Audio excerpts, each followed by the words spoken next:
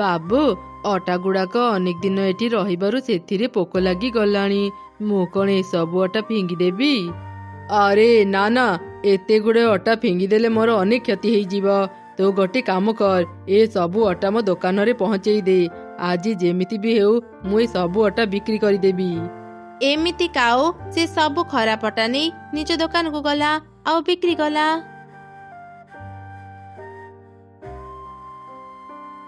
କାଉ ଭାଇ, ଅଟା ରଖିଛ?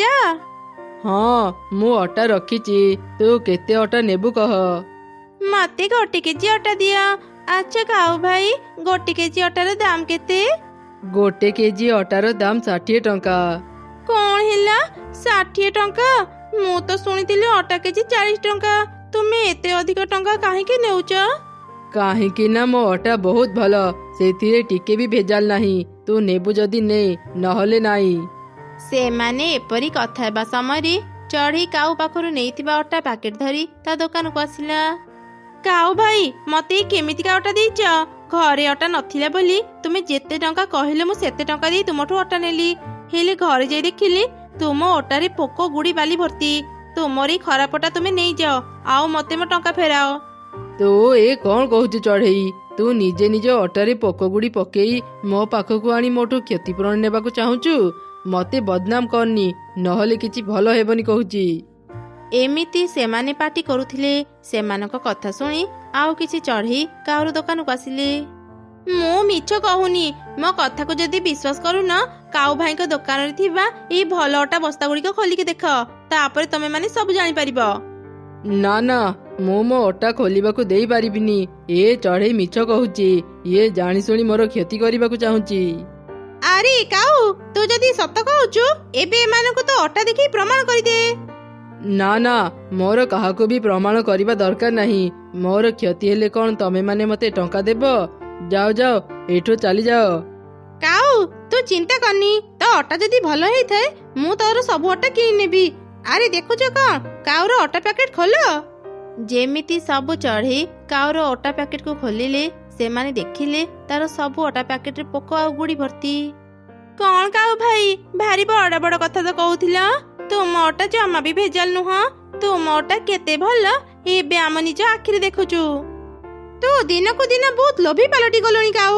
ଏ ଜଙ୍ଗଲରେ ଆଉ କାହାର ବି ଦୋକାନ ନାହିଁ। ତୁ ଯେତେ ଟଙ୍କା କହିଲେ ବି ଆମେ ତତେ ସେତେ ଟଙ୍କା ଦେଇ ତୋ ପାଖରୁ ଜିନିଷ ନେଉଛୁ, ଆଉ ତୁ ଆମ ମାନଙ୍କୁ ଠକି ଆମକୁ ଖରାପ ଜିନିଷ ବିକ୍ରି କରୁଛୁ। ଏ ମାନେ ମତେ କ୍ଷମା କରିଦିଅ, ମୁଁ ଲୋଭରେ ପଡି ଯାଇଥିଲି। ଏମିତି ଭୁଲ ମୁଁ ଆଉ କେବେ କରିବିନି। ନା, ଆମେ ତୁମକୁ କ୍ଷମା କରି ପାରିବୁନି। ତୁମେ ଆମ କଥା ନହେଲେ ନାହିଁ, ଆମ ଛୋଟ ଛୋଟ ଛୁଆଙ୍କ କଥା ତ ଭାବି ପାରିଥାନ୍ତ। ଯଦି ସେମାନେ ଏଇ ଖରାପଟା ଖାଇଥାନ୍ତେ ତାଙ୍କ ଅବସ୍ଥା କଣ ହେଇଥାନ୍ତା? ଆରେ ସମସ୍ତେ ଶୁଣ, ଆମ ଜଙ୍ଗଲର ନଦୀ ପାଖରେ ଗୋଟେ ଚଢ଼େଇ ସଉଦା ଦୋକାନ ଦେଇଛି। ଆଜିଠୁ ମୁଁ ସେଇଠୁ ସବୁ ସଉଦା ଆଣିବି।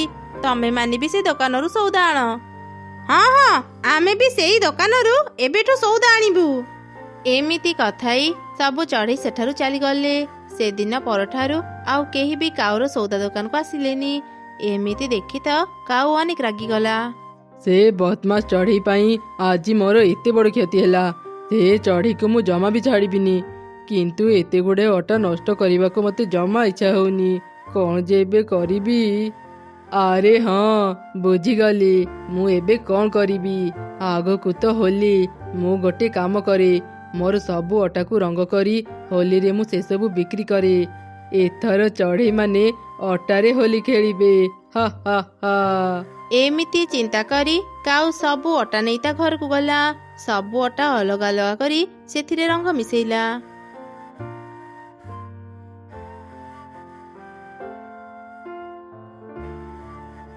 ଏବେ ହେଲା ନା, ଏବେ କେହି ବି ଜାଣିପାରିବେନି ଏସବୁ ରଙ୍ଗ କରା ଅଟା। ଯାଏ, ଏବେ ଏସବୁ ରଙ୍ଗ ଦିଆ ଅଟା ବିକ୍ରି କରେ।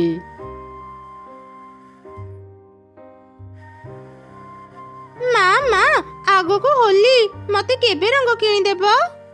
ଆରେ ମା, ହୋଲି ପାଇଁ ଆହୁରି ଗୋଟେ ଦିନ ବାକି ଅଛି। ମୁଁ ଘର କାମ ସାରି ତାପରେ ଆମେ ରଙ୍ଗ କିଣିବାକୁ ଯିବା, ଠିକ ଅଛି? ନାଇଁ ନାଇଁ ମା, ମତେ ଏବେ ହିଁ ରଙ୍ଗ କିଣିଦିଅ। ମୋର ସବୁ ସାଙ୍ଗ ହୋଲି ପାଇଁ ରଙ୍ଗ କିଣି ସାରିଲେଣି। ବୁଝିଗଲି, ତୁ ରଙ୍ଗ ନ କିଣିଲା ଯାଏ ମତେ ଶାନ୍ତିରେ କାମ କରେଇ ଦେବୁନି। ହଉ ଚାଲ ଏବେ ହିଁ ରଙ୍ଗ କିଣିବାକୁ ଯିବା।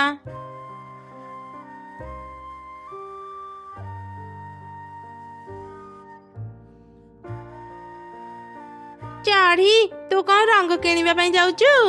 ହଁ ମିଠୁ ଭଉଣୀ, ରଙ୍ଗ ନ କିଣିଲା ଯାଏ କୁନି କଣ ମତେ ଆଉ ରଖେଇ ଦଉଛି? ଆଚ୍ଛା, ତୁମେ ବି କଣ ରଙ୍ଗ କିଣିବାକୁ ଆସିଛ?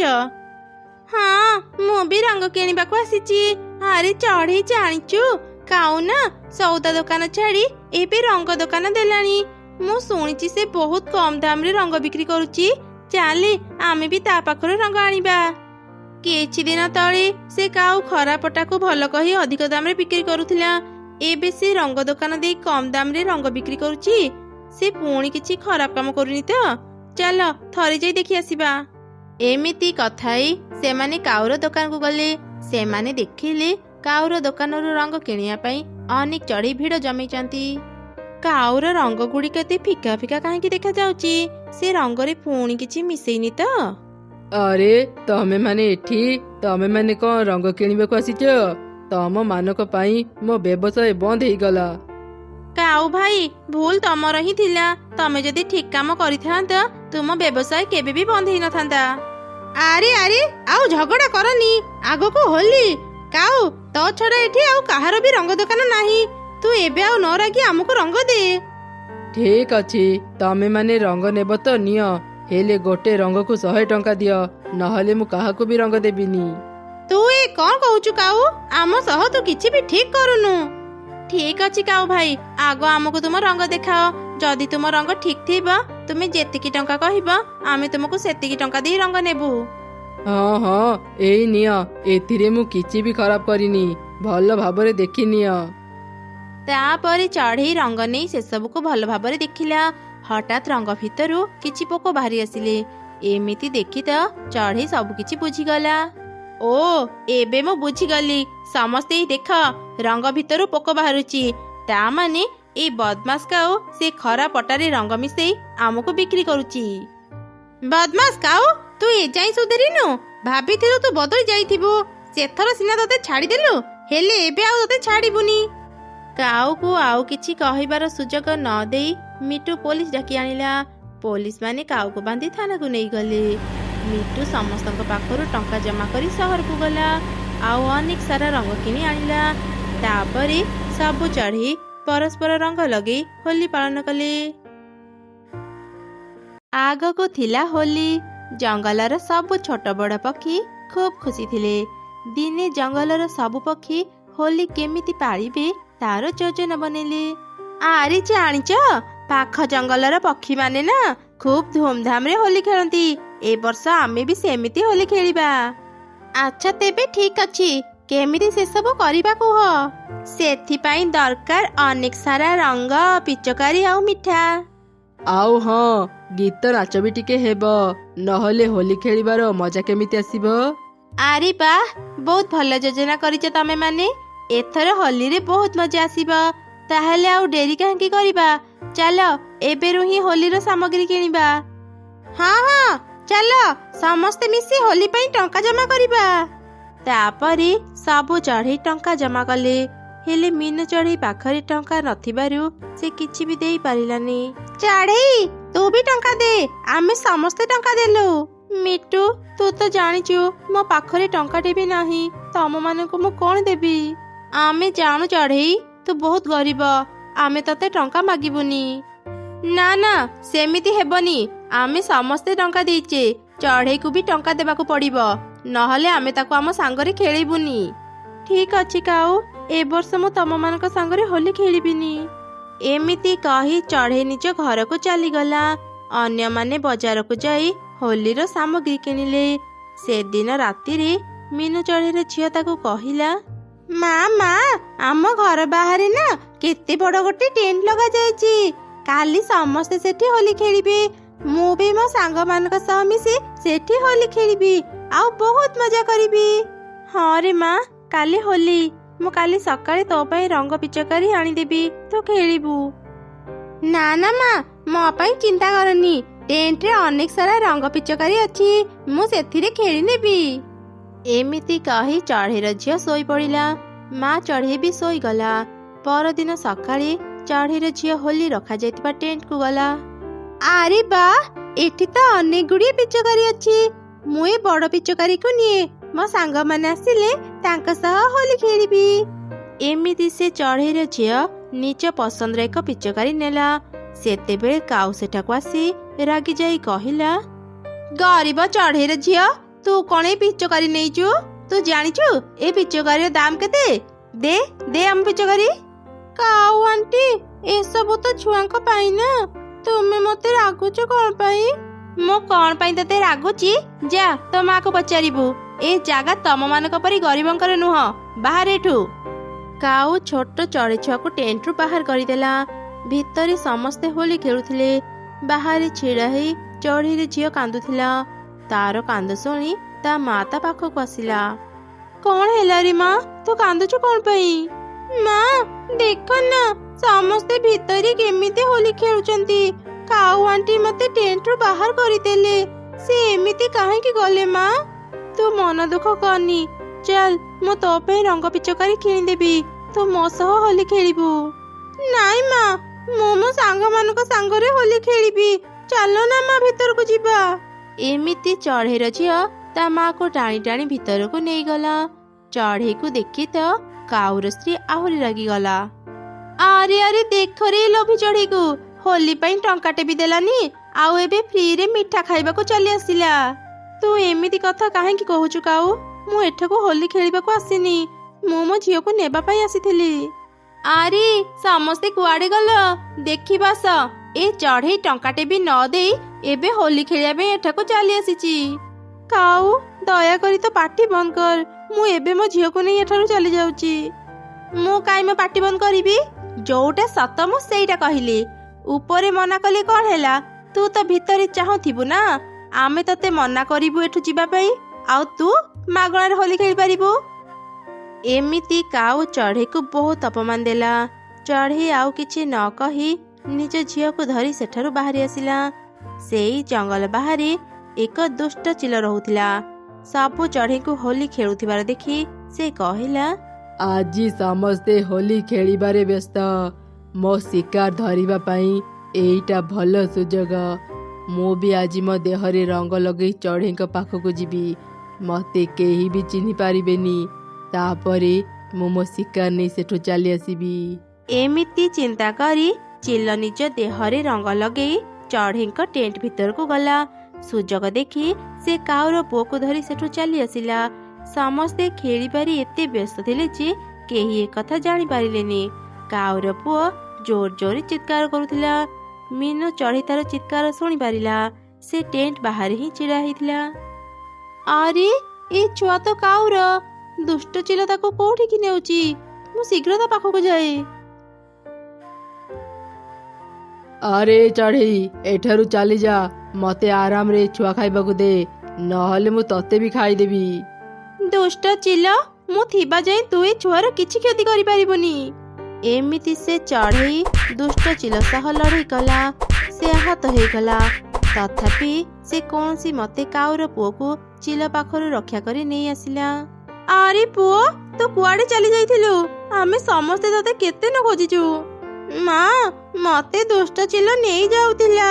ଚଢ଼େଇ ଆଣ୍ଟି ଚିଲ ସହ ଲଢ଼ି ମତେ ତା ପାଖରୁ ରକ୍ଷା କରି ଆଣିଲେ, ନହେଲେ ତ ସେ ଚିଲ ମତେ ଖାଇସାରନ୍ତାଣି।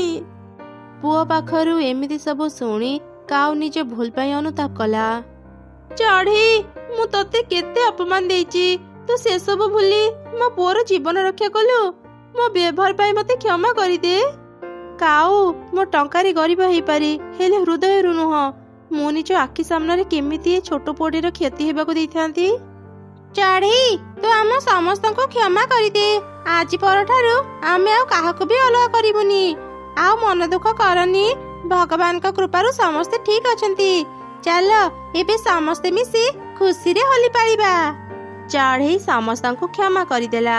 କାଉ ଚଢ଼େଇକୁ ରଙ୍ଗ ଲଗେଇଲା। ଚଢ଼େଇ ବି ତାକୁ ରଙ୍ଗ ଲଗେଇଲା। ତା ଝିଅ ତା ସାଙ୍ଗମାନଙ୍କ ସହ ମିଶି ହୋଲି ଖେଳିଲା। ଏମିତି ଜଙ୍ଗଲର ସବୁ ଚଢ଼େଇ ମିଳିମିଶି ହୋଲି ଖେଳିଲେ। ଆପଣ ସମସ୍ତଙ୍କୁ ବି ହାପି ହୋଲି।